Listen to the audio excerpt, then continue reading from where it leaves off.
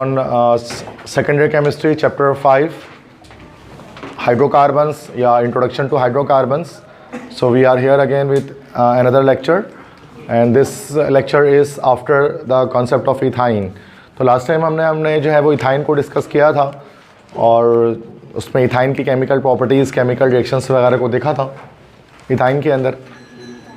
और so last time हमने ethyne को देखा था और इथाइन के मुख्तलिफ रिएक्शंस को देखा था, और अब हम स्टार्ट कर रहे हैं नेक्स्ट और एक बहुत इंपॉर्टेंट पोर्शन इस चैप्टर का, दिस इज़ बेंजीन।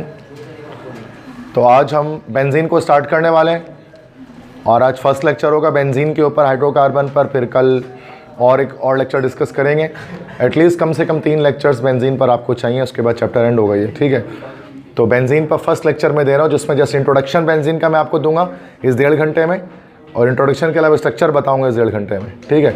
इसी में ये पूरा टाइम ख़त्म हो जाएगा, चूँकि बेंजीन के इंट्रोडक्शन और स्ट्रक्चर ये थोड़ा सा जो है वो इन डिटेल डिस्कस करना पड़ता है, क्योंकि बहुत सारे ऐसे पहलू हैं जिन पर बात करनी पड़ती है बेंजीन के अंदर, जो आपकी केमिस्ट्री के कॉन्सेप्ट को बहुत शार्प करते हैं, अगर आप बेंजीन को ठीक तरह से समझ लें, इसके बिहेवियर को, ठीक है। और अगर यही नहीं समझेंगे तो केमिस्ट्री आपको ख़ास तौर पे ऑर्गेनिक हमेशा परेशान करेगी, ठीक है। तो बेंजीन के हवाले से आज डिस्कस करेंगे। तो ये मैंने मेन हेडिंग डाल दी, benzene king of organic compounds, ठीक है। ऑर्गेनिक कंपाउंड्स का बादशाह, जैसे मैंने आपको बताया था कि जो सल्फ्यूरिक एसिड है it is the king of inorganic compounds. Chemistry में इनफॉर्मली हम लोग सल्फ्यूरिक एसिड को कहते हैं कि ये बादशाह है इनऑर्गेनिक कंपाउंड का। बिल्कुल इसी तरह से ऑर्गेनिक केमिस्ट्री का बादशाह इनफॉर्मली मतलब ऐसे ही तफरी में हम कहते हैं कि ये बेंजीन है, ठीक है। क्योंकि बहुत सारे कंपाउंड्स जो है वो बेंजीन से बनते हैं हमारे पास हैं, ठीक है। बहुत सारे और बहुत फेमस कंपाउंड है, अक्सर केमिकल रिएक्शंस में इसको इस्तेमाल किया जाता है। जितनी भी फार्मास्यूटिकल कंपनीज़ हैं जिसमें दवाइयाँ बनती, चाहे वो कोई भी दवाई हो, what ever medicine which is being manufactured in any pharmaceutical company in this world, it is obvious that benzene should be used. कि बेंजीन का इस्तेमाल बहुत ज़रूरी होता है, उसके बिना दवाई का सवाल ही पैदा नहीं होता है कि कोई दवाई दुनिया की बन सके, ठीक है। बेंजीन ख़त्म हो जाए तो ना सिर्फ दुनिया के सारे मेडिकल स्टोर ख़त्म हो जाएंगे, यहाँ तक कि सारे डॉक्टर्स भी नाकारा हो जाएंगे पूरी दुनिया के, क्योंकि इसकी मदद से दवाइयाँ बनती हैं एलोपैथिक, जो कि डॉक्टर्स रिकमेंड करते हैं आपको जब आप क्लिनिक्स में जाते हैं, हॉस्पिटल्स में जाते हैं। तो ये बेंजीन है, तो यकीनन कोई बहुत एक इंपॉर्टेंट कंपाउंड है भाई ये, तो इसीलिए तो इसको पढ़ा जाता है ऑर्गेनिक केमिस्ट्री के अंदर। और तो इसको स्टार्ट करेंगे आज हम, ठीक है। तो benzene king of organic compounds है। सबसे पॉइंट वाइज मैंने कुछ पॉइंट्स यहाँ पर लिख दिए, इंट्रोडक्शन है यहाँ पर, और फिर यहाँ से स्ट्रक्चर स्टार्ट हो जाएगा, ठीक है। तो सिंपलेस्ट एरोमेटिक हाइड्रोकार्बन, जो मैंने आपको एरोमेटिक कैरेक्टर में बताया था, इससे पहले लेक्चर दे चुका हूँ। तो सिंपलेस्ट जो एरोमेटिक हाइड्रोकार्बन हमारे पास होता है वो बेंजीन होता है। बेंजीन के अलावा भी एरोमेटिक हाइड्रोकार्बन्स होते हैं, जो उसमें सिंपलेस्ट हमारे पास बेंजीन है। और बेंजीन के बारे में आप जानते हैं कि एरोमेटिक का मतलब होता है कि इसमें अंदर एरोमेटिसिटी पाई जाती है, इसमें एरोमेटिक कैरेक्टर होता है। और एरोमेटिक कैरेक्टर हमने पीछे पढ़ लिया है कि मॉलिक्यूल हमारा साइक्लिक होना चाहिए, प्लेनर मॉलिक्यूल होना चाहिए, नो sp3 हाइब्रिड कार्बन, और उसके अंदर कॉन्जुगेट पाई बॉन्डिंग होनी चाहिए, अल्टरनेट पाई बॉन्ड्स होने चाहिए, और उसके अलावा जो है वो 4n+2 पाई इलेक्ट्रॉन्स होना चाहिए, मतलब कि वो हकल्स रूल को फॉलो करना चाहिए। तो अगर ये 4 कंडीशन सेटिस्फाई होती हैं किसी कंपाउंड के अंदर, तो वो कंपाउंड आपका होता है एरोमेटिक। तो ये एरोमेटिक सिटी इसके अंदर होती है, इसके अंदर ये हमने पढ़ लिया, ये दोबारा डिटेल में नहीं जा रहा है, मैंने कहीं लिखा भी नहीं है, क्योंकि आपने लिख लिया कॉपी में, बिला वजह कॉपी ज़ाया करने की जरूरत नहीं है एक चीज़ को बार बार लिख के, ठीक है। तो एरोमेटिसिटी इसके अंदर जो है वो पाई जाती है, एरोमेटिक कैरेक्टर पाए जाते हैं, और सिंपलेस्ट एरोमेटिक हाइड्रोकार्बन है। एरोमेटिक मतलब स्ट्रॉन्ग स्मेल, तेज स्मेल होती है उसकी। मॉलिक्यूलर फार्मूला क्या होता है ये भी आप जानते हैं, C6H6, this is the formula of, या molecular formula of benzene. Empirical formula अगर इसका लिखना हो तो वो सिर्फ क्या हो जाएगा, CH हो जाएगा, क्योंकि 6 और 6 कैंसिल आउट हो जाएगा। तो ये इसका एम्पेरिकल फार्मूला है, वैसे मॉलिक्यूलर फार्मूला ही याद होना चाहिए आपको, C6H6। मॉलिक्यूलर मास निकाल लेंगे C6H6 का, 12 × 6 + 6, तो ये 78 आ जाएगा हमारे पास। तो 78 AMU उसका मॉलिक्यूलर मास हो गया, वो आपको निकालना आता है, 9 क्लास से आपने सीखा हुआ है मॉलिक्यूलर मास निकालने को, सेकेंडरी में आके सीखने की जरूरत नहीं है इस चीज़ को।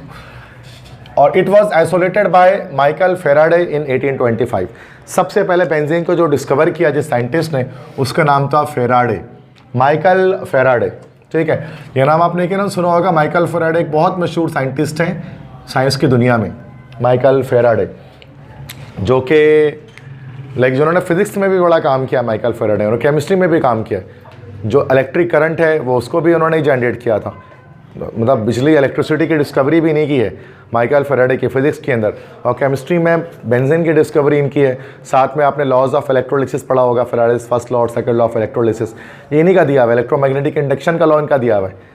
तो बहुत सारी चीज़ें आपने फिजिक्स में और केमिस्ट्री में पढ़ते हैं। बड़े मशहूर साइंटिस्ट हैं माइकल फैराडे, ब्रिटिश थे, and he was the first scientist who came from a middle class family. शुरू में जितने भी साइंटिस्ट होते थे उनका ताल्लुक अपर क्लास से होता था, अमीर घराने से होता था। गरीब खानदान में पैदा होने वाला पहला साइंटिस्ट माइकल फैराडे था, ठीक है। और इलेक्ट्रिक बॉय भी जिसको कहा जाता है, इलेक्ट्रिसिटी की जनरेट किया था। तो माइकल फैराडे का तो बहुत काम है, कभी आप उसके पूरा कॉस्मोस डॉक्यूमेंट्री, उसका पूरा एक एपिसोड फैराडे पर बना हुआ है, मतलब ऐसी जो मशहूर डॉक्यूमेंट्रीज होती हैं।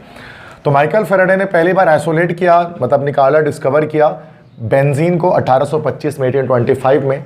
माइकल फैराडे का काम था कि उसने बेंजीन को डिस्कवर किया, दुनिया के सामने लाया कि ये कंपाउंड है। लेकिन इसका स्ट्रक्चर माइकल फैराडे ने नहीं बताया। इसका स्ट्रक्चर जो था ना, चूँकि जो बेंजीन था वो C6H6 इसका फार्मूला था। अब इस C6H6 फार्मूले पर कोई स्ट्रेट चेन स्ट्रक्चर नहीं बन पा रहा था।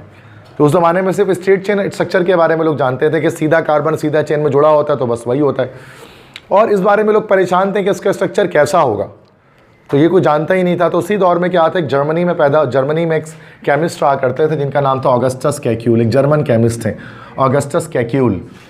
अब ऑगस्टस कैक्यूल भी इसी चीज़ पर रिसर्च कर रहे थे कि बेंजीन का स्ट्रक्चर किस तरह का हो सकता है, इसका मॉलिक्यूलर स्ट्रक्चर कैसा होगा, और वो भी नहीं समझ पा रहे थे क्योंकि स्ट्रेट चेन में बन ही नहीं पा रहा था।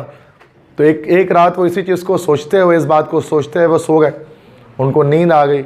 और जब वो नींद आई तो उन्होंने नींद में क्या देखा, ख्वाब में देखा, उन्होंने एक स्नेक देखा, एक सांप देखा जो क्या कर रहा था, अपने ही दुम को काट रहा था। ये बड़े मशहूर है, कैक्यूल्स ड्रीम कहते हैं इसको केमिस्ट्री में। एक सांप को देखा ख्वाब में जो अपने दुम को काट रहा था। एक साइकिल, सांप अपने दुम को काटेगा, जैसे स्नेक गेम आपने देखा होगा नोकिया वगैरह में, तो उसमें क्या हो, जब सांप अपने दुम को काटता है तो साइकिल जैसा बन जाता है, एक साइकिल एक स्ट्रक्चर बन जाता है।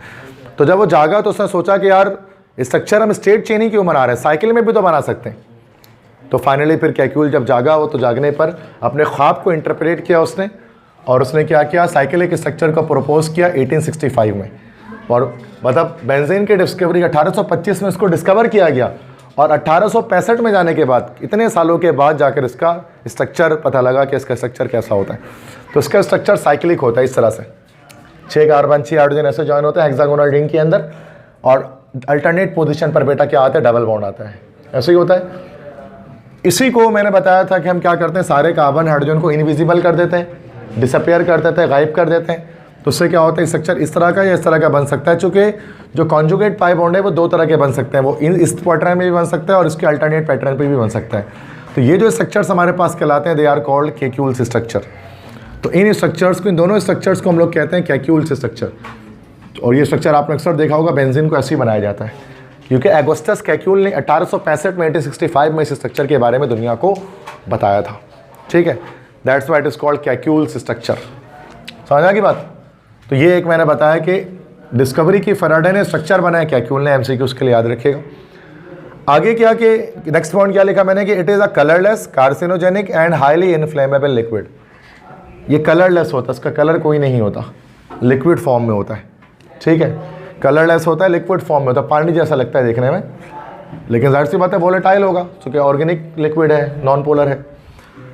इनफ्लेमेबल होता है। अच्छा, इनफ्लेमेबल का क्या मतलब होता है? अच्छा, अक्सर बच्चों को लगता है इनफ्लेमेबल मतलब जिसमें आग ना लग सके। अक्सर बच्चे कहते हैं इनएक्टिव, जो एक्टिव ना हो, है ना भाई। तो इस तरह से इनफ्लेमेबल जो कि जिसमें आग ना लग सके, ऐसा नहीं है। इनफ्लेमेबल 3 वर्ड्स होते हैं, चाहे इनफ्लेमेबल लिखा हो, चाहे आपका सिर्फ लिखा हो फ्लेमेबल, फ्लेमेबल, या चाहे लिखा हो इनफ्लेमेबल, डबल एम से इनफ्लेमेबल। तीनों का मतलब सेम ही होता है।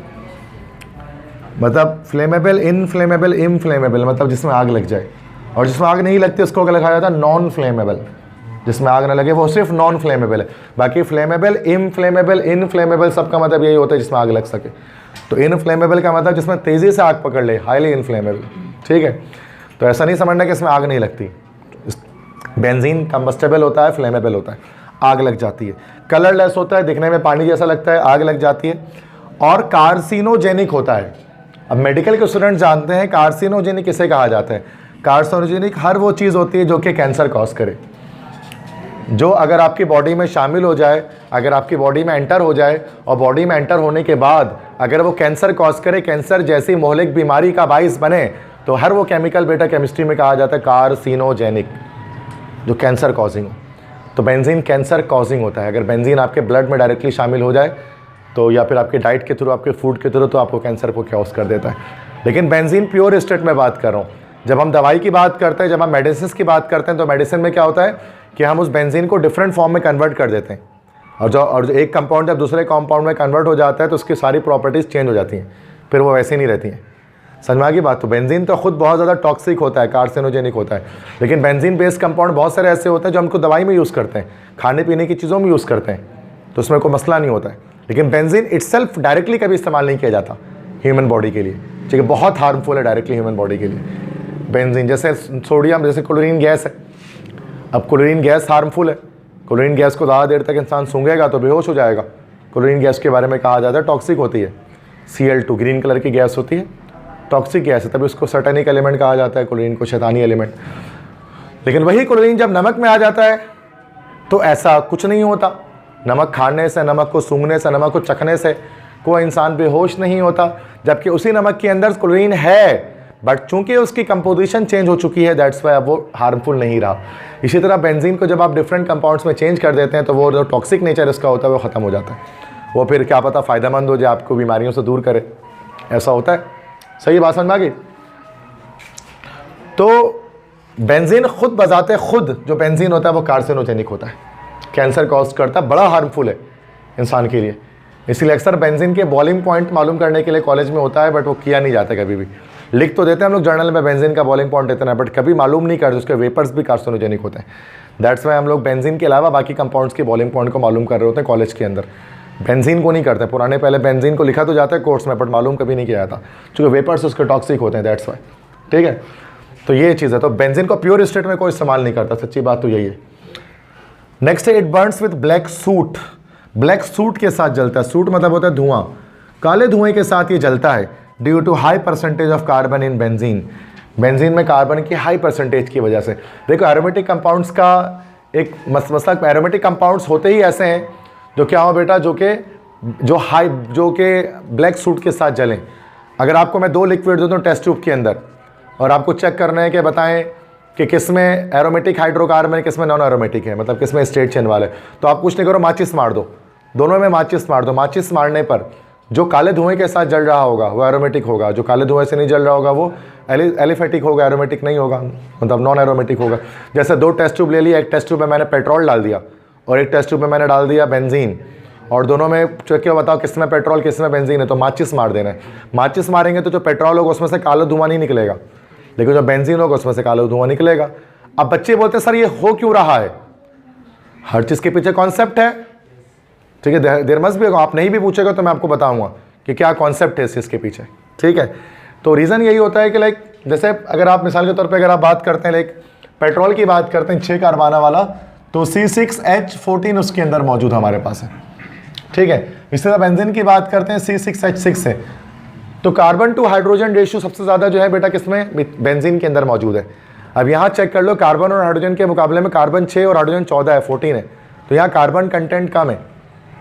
लेकिन ये बेंजीन में 1:1 का रेशियो आ रहा है, जितना कार्बन उतना ही हाइड्रोजन है, तो ज़्यादा कार्बन डाइऑक्साइड गैस ये प्रोड्यूस करता है जब ये जलता है। तो उससे क्या होता है कि जब कार्बन डाइऑक्साइड गैस जितनी ज़्यादा निकली थी उतना ज़्यादा काला धुआं प्रोड्यूस होता है।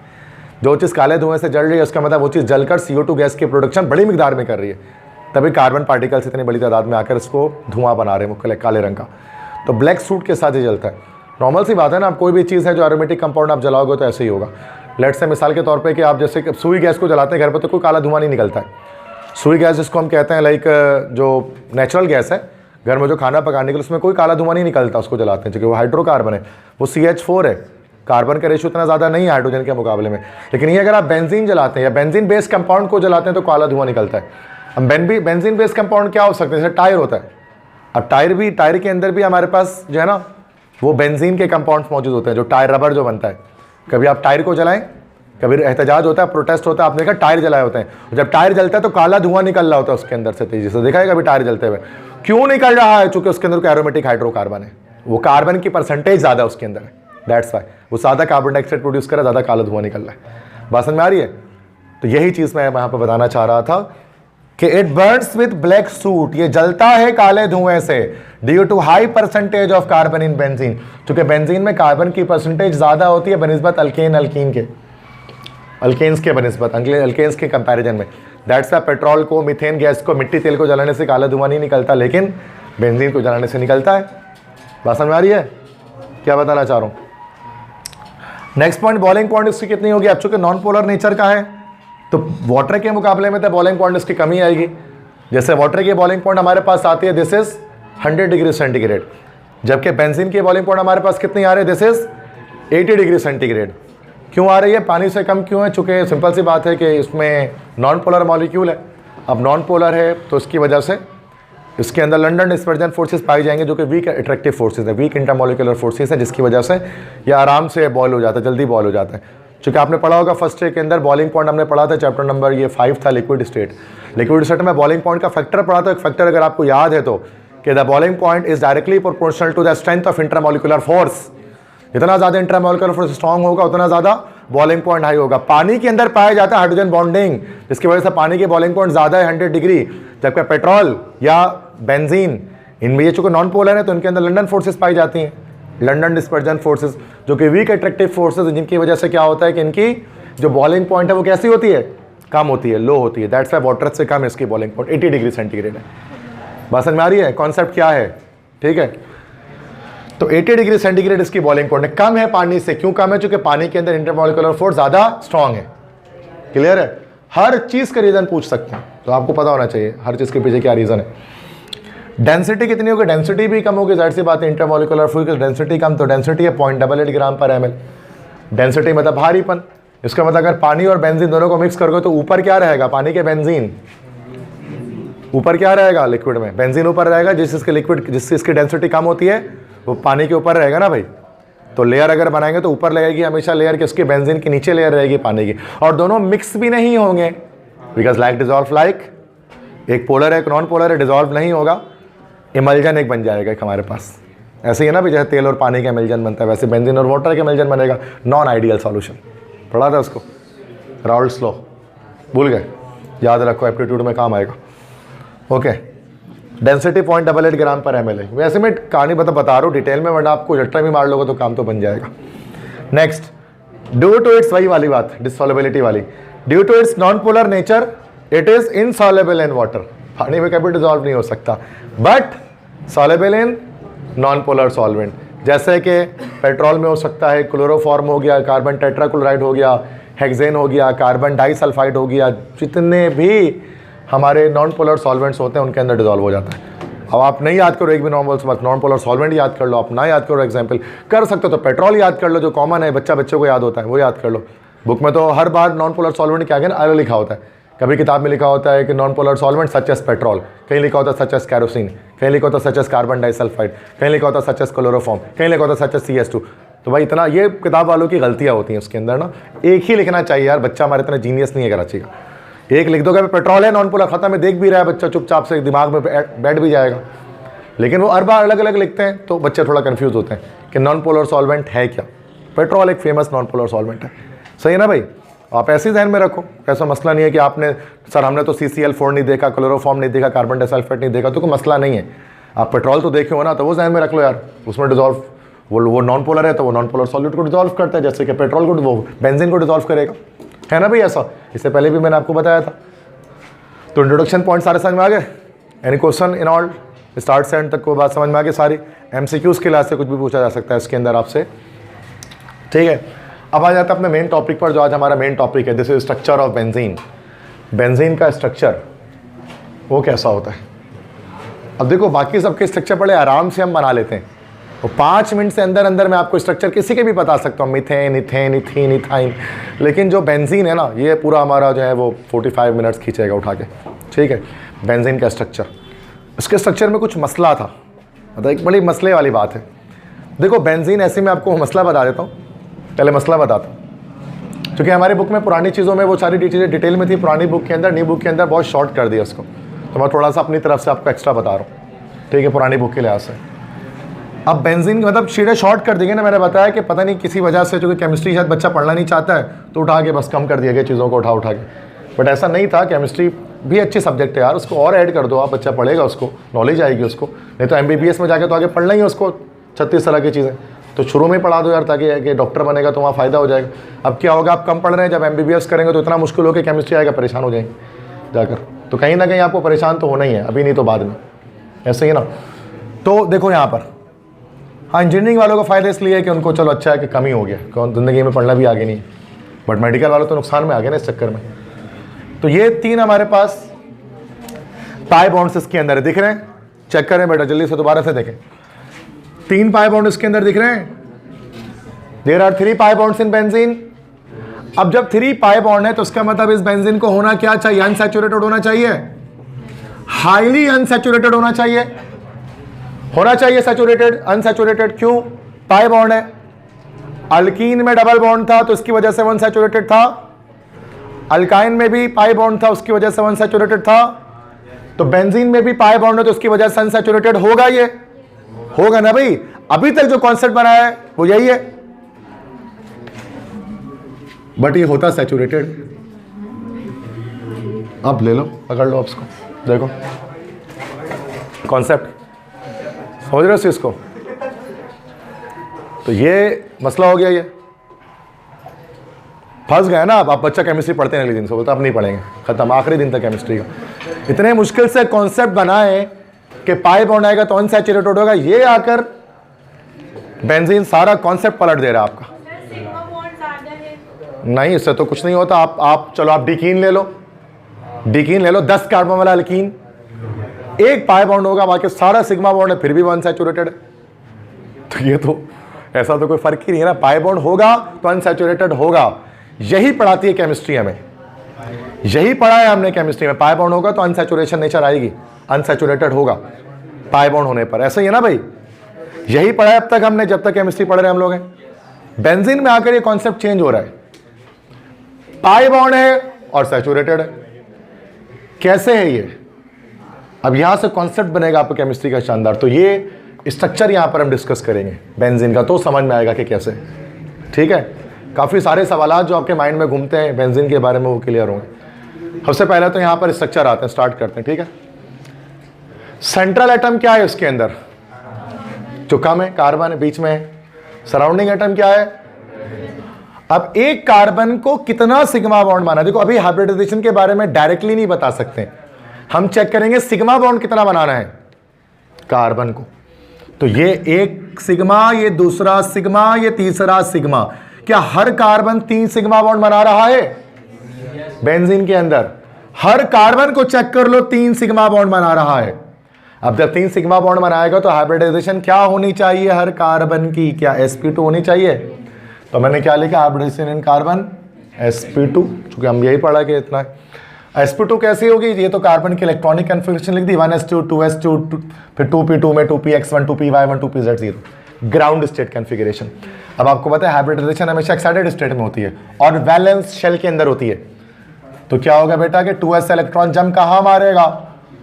2pz पर मारेगा। तो 2p2s1 2px1 2py1 2pz1 होना क्या है यहां पर है? sp2 hybridisation. तो एक s 2p से मिलेगा, बस 3 sp2 हाइब्रिड ऑर्बिटल जनरेट होंगे और साथ में 2pz कैसा रह जाएगा? अनहाइब्रिडाइज्ड। और आप जानते हैं कि 2pz orbital remains unhybridized and it is perpendicular to the plane of hybrid orbitals and it will make pi bond through parallel overlapping. ऐसा ही होता है। और जो शेप होगा sp3 हाइब्रिड ऑर्बिटल का वो कैसा होगा? ट्राइगोनल प्लेनर मॉलिक्यूल होगा, प्लेनर शेप होगा, ट्राइगोनल पंखे की पंखड़ी जैसा। बॉन्ड एंगल कितना होगा? 120 डिग्री। सिग्मा बॉन्ड टोटल कितने बनेंगे इसके अंदर? 12 हैं, 12 सिग्मा। देखो 6 कार्बन के साथ 6 हाइड्रोजन के साथ है, गिन लेना, अभी वहाँ पे भी गिन लेंगे, मसला नहीं इस स्ट्रक्चर में। 12 सिग्मा बॉन्ड है और सिग्मा बॉन्ड तो स्टेबल ही होता है, सिग्मा बॉन्ड तो टूटता नहीं है, हेड टू हेड ओवरलैपिंग है, स्ट्रॉन्ग है। पाई बॉन्ड 3 है, सिर्फ 3 पाई बॉन्ड है, 1 2 3 पाई बॉन्ड है। लेकिन यहाँ इसका जो पाई बॉन्ड होता है अनस्टेबल है, बट यहाँ पाई बॉन्ड 3 क्या होंगे? स्टेबल होंगे। तभी तो ये हमारे पास सैचुरेटेड हो रहा है। ठीक है, अभी आगे बताऊंगा कैसे। अच्छा, अब यहाँ पर इस चीज़ को हम यहाँ पर देखते हैं, लाइक कि सबसे पहले तो बेंजीन के लिहाज से स्ट्रक्चर इसको हम जो डेवलप करेंगे बेंजीन का, तो मैंने क्या बताया कि sp2 हाइब्रिडाइजेशन होगी ना, कि 3 sp2 हाइब्रिड कार्बन एटम होंगे, इस तरह से अरेंज हो जाएंगे तीनों, इस तरह से ट्रायगोनल प्लेनर स्ट्रक्चर में। ये 3 sp2 एक कार्बन दिख रहा है ऐसा, ये एक कार्बन होगा ऐसा, ठीक है ना, एक कार्बन के 3 sp2 हाइब्रिड ऑर्बिटल। अब ये अगर मान लेते हैं कि उसको प्लेनर डाल लें, इसको प्लेनर बना लें, तो अब यहां पर क्या होगा कि इसका जो pz ऑर्बिटल है, 2pz अनहाइब्रिडाइज्ड, वो इस तरह से रहेगा ऐसे करके परपेंडिकुलर टू द प्लेन, इस तरह से रहेगा। क्या यही विजुअलाइजेशन, यही इमेजिनेशन हमारी क्रिएट होगी? 1 2 3 sp2 हाइब्रिड ऑर्बिटल, और ये ग्रीन मार्कर आपको दिख रहा है ये हमारा 2pz है, it is unhybridized and it is perpendicular to the plane of hybrid orbitals. ऐसा ही है। अब आप 3D में आप इसको जिस तरह से देखना चाहे आप उस तरह से देखेंगे, तो अलग अलग टाइप से ये बनेगा हमारे पास, ठीक है ना।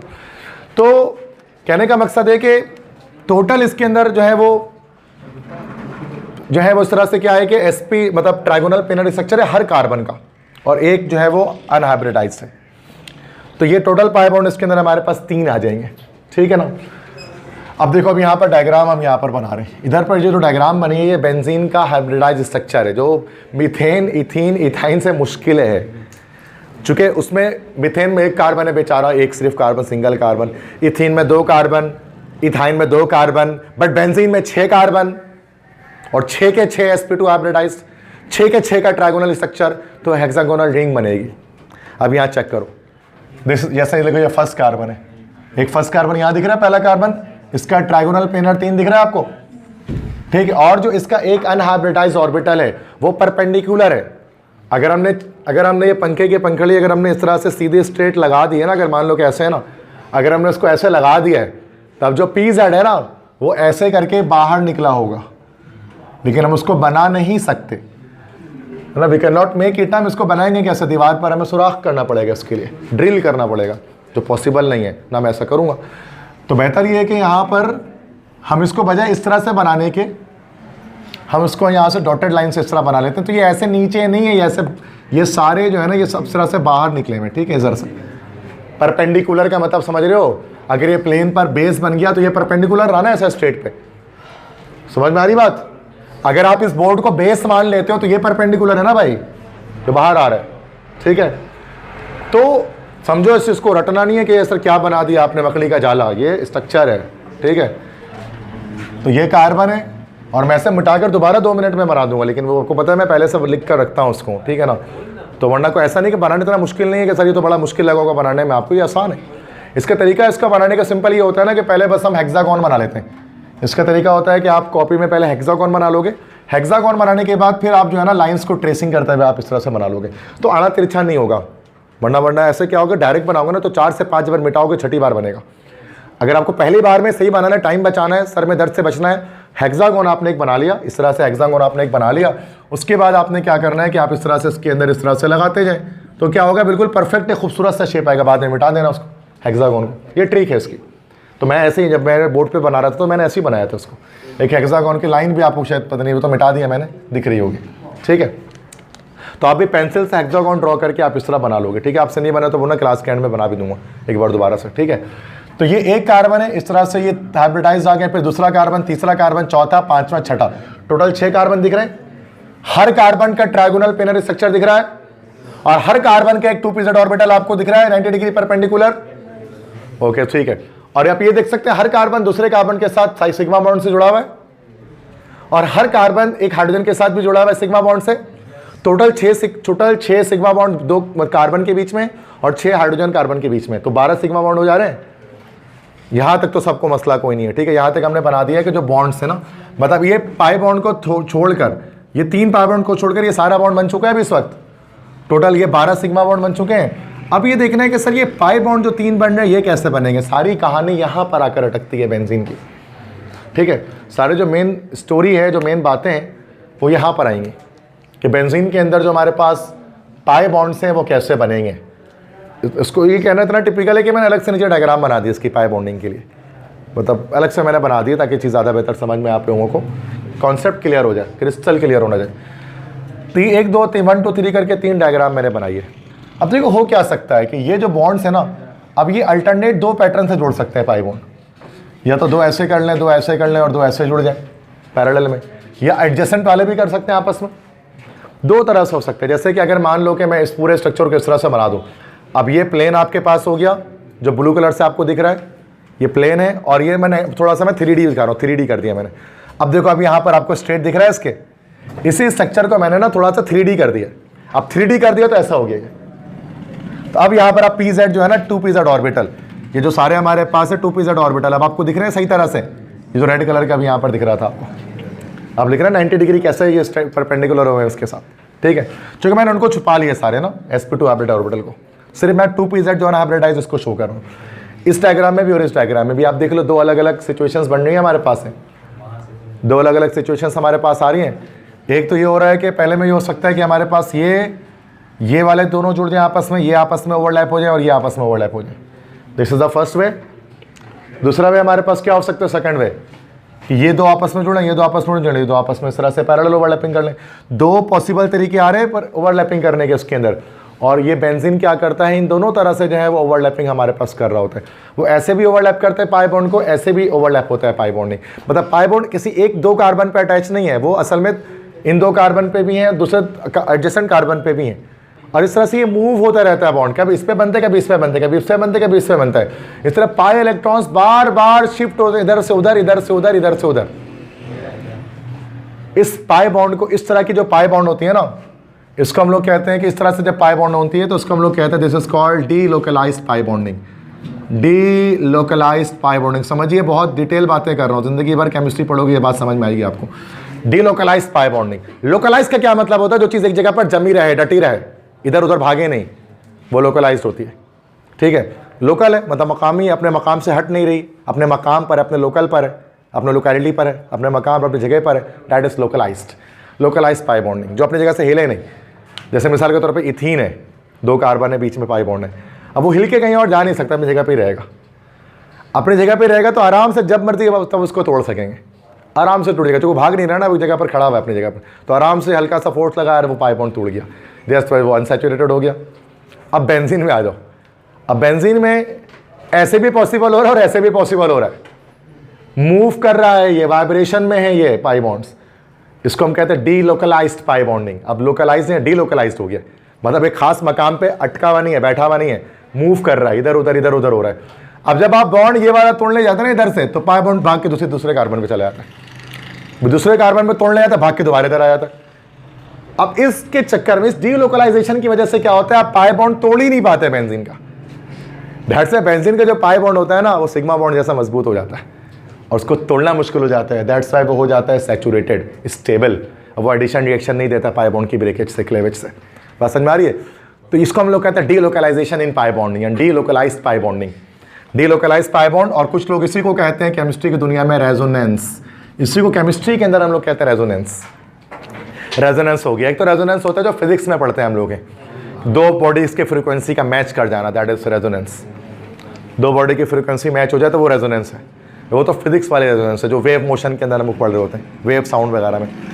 केमिस्ट्री के अंदर रेजोनेंस हम लोग कहते हैं डीलोकलाइज्ड पाई बॉन्डिंग की, मतलब rotation of pi bond in benzene, benzene के अंदर पाई बॉन्ड का घूमना।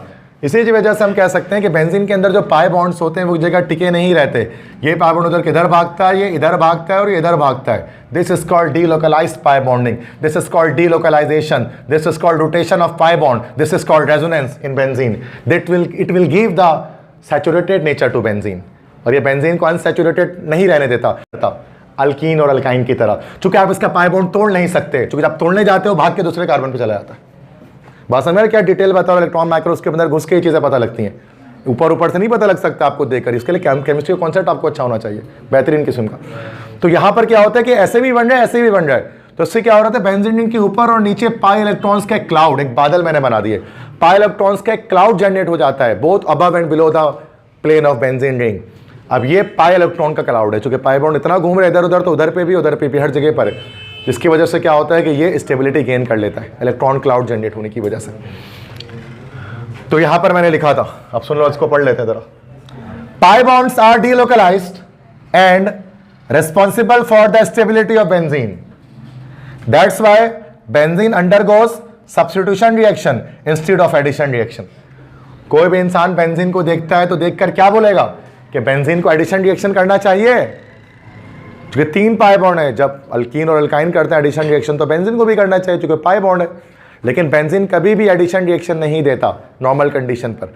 बेंजीन नॉर्मल कंडीशन पर सब्स्टिट्यूशन रिएक्शन करता है, और सब्स्टिट्यूशन रिएक्शन तो अल्केन करता था, ये तो सैचुरेटेड हाइड्रोकार्बन करते हैं। ये तो वो करते हैं जिनके अंदर सिर्फ सिग्मा बॉन्ड पाया जाता है, और ये तो वो करते हैं जिनके अंदर पाई बॉन्ड पाया नहीं जाता, पाई बॉन्ड का एब्सेंस होता है। तो ये बेंजीन कैसे सैचुरेट वो सब्स्टिट्यूशन रिएक्शन कर सकता है?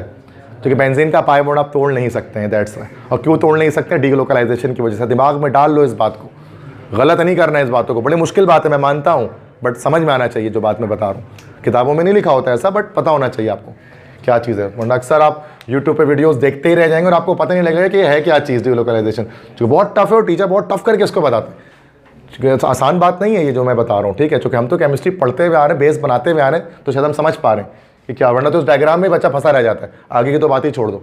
वो तो कहते हैं मछली का जाला क्या बना हुआ है, तो इसी में फंसा रह जाएगा। उसको क्या पता पाई बॉन्ड डीलोकलाइजेशन, वो तो दूर की बात है, उसके डायग्राम ही समझ में नहीं आएगी। नीचे वाली बात तो उसके बाद, जब ये समझ में आएगी तो नीचे वाली बात समझ में आएगी कि ये किस तरह से बॉन्ड इसमें पॉसिबल हो रहा है। अब यहाँ बात समझ में आ गई बेटा यहाँ तक। अब क्या होता है, डीलोकलाइजेशन होती है तो लोग कहते हैं कि यार ये वाला तो तरीका खत्म हो गया। कैक्यूल ने जो इतनी मेहनत से जो ख्वाब देखा रात में उसने कि भाई जो है वो एक सांप अपने तुमको काट रहा है और साइकिलिक स्ट्रक्चर होगा और ऐसा बॉन्ड बनेगा, तो अब ऐसा बॉन्ड तो बन नहीं सकता, क्योंकि बॉन्ड तो इस तरह भी बन रहा है, बॉन्ड तो इस तरह मतलब दूसरी तरह से भी बन रहा है। तो फिक्स पोजीशन पर तो बॉन्ड लगा ही नहीं सकते जब ये मूव कर रहा है तो। और ये मूव कर रहा है, इसी वजह से हम क्या कह सकते हैं कि लाइक इसी वजह से ना इसके बॉन्ड एंगल का मतलब बॉन्ड लेंथ का भी मसला आता है इसमें। अब इसमें बॉन्ड लेंथ भी याद रखना, एमसीक्यू में पूछते हैं 1.4 एंगस्ट्रॉम होता है। देखो कार्बन कार्बन सिंगल बॉन्ड की बॉन्ड लेंथ आपको पता है कितनी होती है? कार्बन कार्बन सिंगल बॉन्ड की बॉन्ड लेंथ होती है 1.5 एंगस्ट्रॉम, और कार्बन कार्बन डबल बॉन्ड की होती है 1.3 एंगस्ट्रॉम। ऐसी मैं बता रहा हूँ, ये 1.5 1.3 होती है। लेकिन बेंजीन के अंदर आपको पता है क्या मजे की बात होती है, सारे बॉन्ड कार्बन कार्बन डबल और कार्बन कार्बन सिंगल सारे बॉन्ड इसके अंदर 1.4 एंगस्ट्रॉम के होते हैं। मतलब 1.5 और 1.3 का एवरेज। हम इसको 1.5 बॉन्ड भी कहते हैं कुछ लोग उसको, कुछ लोग कहते हैं, मतलब ऐसे ही हम लोग एज अ टीचर कहते हैं कि कार्बन बेंजीन वाहिद एटम मॉलिक्यूल है दुनिया का जिसमें 2 कार्बन के बीच में 1.5 बॉन्ड पाया जाता है, क्योंकि सिंगल और डबल के बीच में बॉन्ड लेंथ इसकी है। और 1.5 बॉन्ड क्यों आ रहा है? ये रेजोनेंस की वजह से, क्योंकि कभी एक दो कार्बन के बीच कभी डबल बॉन्ड है और कभी डबल बॉन्ड नहीं है, मतलब कभी पाई बॉन्ड है कभी पाई बॉन्ड नहीं है, तो मतलब 1.5 बॉन्ड है। इसका मतलब है ना 1 है ना 2 है बल्कि 1.5 है हर वक्त। बस समझ आ रही है क्या बताना चाह रहा हूँ? 1.5 बॉन्ड हम लोग टीचर इसको तफरी में कहते हैं 1.5 बॉन्ड है, आपको नहीं लिखना पेपर में सब। तो 1.5 बॉन्ड मतलब 1.4 एंगस्ट्रॉम इसका आता है, तो 2 कार्बन के बीच का बॉन्ड लेंथ है ये। वरना ऐसा नहीं होता, वरना हमेशा 2 कार्बन कार्बन सिंगल बॉन्ड का जिंदगी भर यही रहेगा, जिंदगी भर पड़ोगे डबल बॉन्ड 1.3 एंगस्ट्रॉम रहता है। लेकिन बेंजीन वाहिद है जिसमें सिंगल डबल दोनों 1.4 एंगस्ट्रॉम रहता है। क्यों होता है? डीलोकलाइजेशन की वजह से। सेम ये कॉन्सेप्ट आ रहा है। तो अब कैक्यूल भाई तो भाई उन्होंने मतलब के स्ट्रक्चर सही नहीं बताया कैक्यूल ने, क्योंकि उन्होंने क्या किया, उन्होंने बोला कि भाई ये तो ऐसे पाई बॉन्ड होता है इस तरह से। तो उसके बाद एक साइंटिस्ट था हकल साइंटिस्ट को आप जानते हैं ना भाई, इसने हकल्स रूल दिया था जिसने 4n+2 पाई इलेक्ट्रॉन वाला। हकल ने सजेस्टेड मशवरा दिया the resonance model of benzene. Huckel ने एक मॉडल पेश किया, रेजोनेंस मॉडल। अच्छा, ये सिर्फ हकल का काम नहीं था, हकल के अलावा बाकी साइंटिस्ट का भी काम था। इसमें हकल भी था, इसमें लिनस पॉलिंग का भी काम था, इसके अंदर रॉबिन्सन भी था, बहुत सारे साइंटिस्ट हैं। बड़ी क्लासों में जाओगे तो पढ़ोगे। हमारी बुक में सिर्फ एक नाम डाला हुआ है, हकल एंड अदर साइंटिस्ट लिखा हुआ है। हकल एंड अदर साइंटिस्ट सजेस्टेड, तो मैंने अदर साइंटिस्ट को हटा दिया, वो कौन है अब छोड़ो नाम उसका। बुक में जितना ज़्यादा देखो नाम बहुत होते हैं, जितना इस्तेनाब कर सके उतना अच्छा है। कोशिश करेंगे ना, चूँकि मैं उतना ही पढ़ाता हूँ जितने बुक के अंदर है, उसके अलावा मैं आपको बताता कोशिश नहीं करता मैं आगे जाने की, ठीक है। हकल का नाम याद करते हैं। हकल के अलावा और भी साइंटिस्ट हैं वैसे, लेकिन नाम नहीं तस्करा किया गया बुक के अंदर। हकल ने सजेस्ट किया, क्या मशवरा दिया? Resonance model of benzene. Benzene का उसने रेजोनेंस मॉडल बताया, in which the circle inside hexagon shows rotation of pi bond and resonance structure is the hybrid of Kekulé structure या 2 कैक्यूल structure। अब देखो ये हमारे पास कैक्यूल स्ट्रक्चर होता है, कैक्यूल बोलता है ऐसा बनेगा कि ऐसा बनेगा। तो अब जो हकल था ना, उसने एक नया मॉडल पेश किया बेंजीन का, जिसको हम कहते हैं रेजोनेंस स्ट्रक्चर। रेजोनेंस स्ट्रक्चर में क्या होता है कि इसके अंदर सेंटर में जो है वो एक सर्किल होता है। आपने ऐसा बनाया कभी बेंजीन? कभी देखा मुझे बनाते वैसे बेंजीन? मैंने बोला था आगे जाकर बताऊंगा, ये राज फाश करूंगा आप पर ऐसा क्यों बनता है। आज वो वक्त आ गया राज को खोलने का। क्या कि भाई कि ये जो है ना, ये जो सर्किल है क्या शो कर रहा है? It is telling about the rotation of pi bond. जो पाई बॉन्ड घूम रहा है इसके अंदर, ये सर्किल शो कर रहा है। And this is the best possible structure to explain the nature of benzene. तो बजाय अब दुनिया में ऐसे बनाने के, अक्सर टीचर ऐसे ही बनाते हैं बेंजीन को, अक्सर बुक में ऐसे ही बना होता है, क्योंकि ये ज़्यादा बेहतर स्ट्रक्चर है। ये आपको बता रहे बेंजीन करें बॉन्ड यहाँ या यहाँ नहीं है, बल्कि हर जगह घूम रहा है, ये रोटेट कर रहा है। इसको रेजोनेंस स्ट्रक्चर हम कहते हैं, जो इस बात को टोटल एक्सप्लेन कर रहा है। बस समझ आ रही है आप लोगों को? तो ये एक मुअम्मा था, उसको तरह मैं रिपीट कर देता हूँ चीज़ों को, और लिसन एवरीथिंग एवरीबडी। तो अब बेंजीन के बारे में आज हमने डिस्कस किया, सारी चीज़ों को रिपीट करता हूँ क्योंकि अभी स्टार्ट कर रहे हैं। अब फिलहाल हमें ये पता लगा कि बेंजीन जो है हमारे पास जो है वो सैचुरेटेड नेचर रखता है, अनसैचुरेटेड नहीं होता है। और सैचुरेटेड क्यों होता है वो? क्योंकि उसके अंदर हमारे पास जो है वो डेलोकलाइज पाई बॉन्डिंग होती है। दैट्स है वो एडिशन रिएक्शन नहीं करता। तो कल जब हम क्लास को स्टार्ट करेंगे तो उस वक्त हम क्या पढ़ेंगे, उसके सब्स्टिट्यूशन रिएक्शंस हम पढ़ेंगे। उस वक्त मुझसे सवाल नहीं होना चाहिए क्लास में कि सर ये सब्स्टिट्यूशन क्यों पढ़ा रहे, इसमें तो पाई बॉन्ड पढ़ा हुआ है।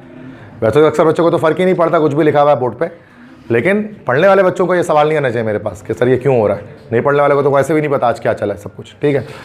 तो कहने का मकसद है कि लाइक ये चीज़ क्वेश्चन आपके पास नहीं होना चाहिए कि ऐसा क्यों हो रहा है, व्हाई इट इज डूइंग। चूंकि ये इसलिए सब्स्टिट्यूशन रिएक्शन करेगा चूंकि इसका पाई बॉन्ड टूट नहीं सकता, तो एडिशन नहीं देगा। तो फाइनली सैचुरेटेड नेचर होने की वजह से सब्स्टिट्यूशन रिएक्शन देगा, ऐसा ही होगा। तो बेंजीन के बारे में हमने स्टार्ट किया। बेंजीन क्या है बेटा? किंग ऑफ ऑर्गेनिक कंपाउंड्स है। C6H6 इसका फार्मूला होता है। माइकल फैराडे ने इसको आइसोलेट किया 1845 में। उसके बाद फिर 1865 में कैक्यूल ने इसका स्ट्रक्चर बताया कि बेंजीन हेक्सागोनल रिंग होता है और उसके अंदर अल्टरनेट पोजीशन पर पाई बॉन्ड होती है। ये बात थी कैक्यूल की। फिर बाकी मैंने बताया कार्सिनोजेनिक होता है, कलरलेस होता है, फ्लेमेबल होता है, लिक्विड होता है, लो बॉइलिंग पॉइंट होती है, इनसॉल्युबल इन वाटर होता है, नॉन पोलर नेचर होती है। सारी बात मैंने डिटेल में बता दी। फिर मैंने स्ट्रक्चर आपको बताया कि कार्बन की, चूंकि बेंजीन के अंदर हर कार्बन 3 सिग्मा बॉन्ड बना रहा है, इसकी वजह से हर कार्बन बेंजीन के अंदर बेटा कौन सा हाइब्रिडाइज है? sp2 हाइब्रिडाइज है, जिसमें से एक अनहाइब्रिड ऑर्बिटल है, वो कौन सा है? 2pz अनहाइब्रिड ऑर्बिटल है। और अब 6 के 6 हाइब्रिड ऑर्बिटल जब जनरेट करते हो इसके अंदर ना, तो सारे कार्बन को जोड़ देते हो आपस में। फिर जो एक pz रहता है वो अनहाइब्रिडाइज रहता है, वो perpendicular to the plane of hybrid orbital रहता है। अब वो 6 टोटल हमारे पास pz इलेक्ट्रॉन आ रहे हैं, pz ऑर्बिटल आ रहे हैं।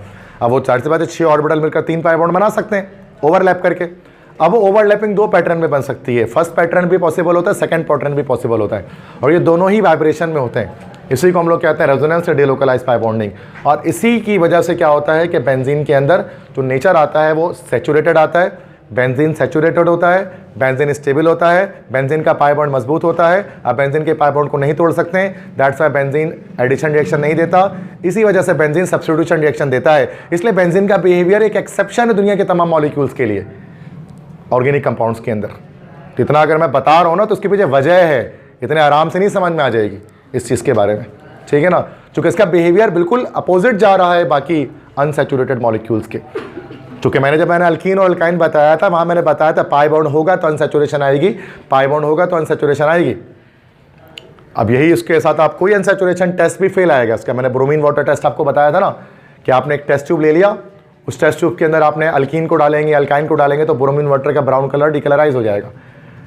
लेकिन यही आप बेंजीन को डालेंगे ना तो ब्राउन कलर डिकलराइज नहीं होगा, मतलब अनसैचुरेशन टेस्ट भी नेगेटिव आएगा, मतलब वो सैचुरेटेड हर तरह से आपको फील होगा जब आप उसको लैब में देखेंगे। तो ये केमिस्ट्री है, मतलब इसके पीछे आपको कॉन्सेप्ट्स पता होने चाहिए। समझ में आ रही है बात सारी सबको? यानी प्रॉब्लम है मैंने क्वेश्चन, कोई सवाल करना है किसी को? No question asked? बस ठीक।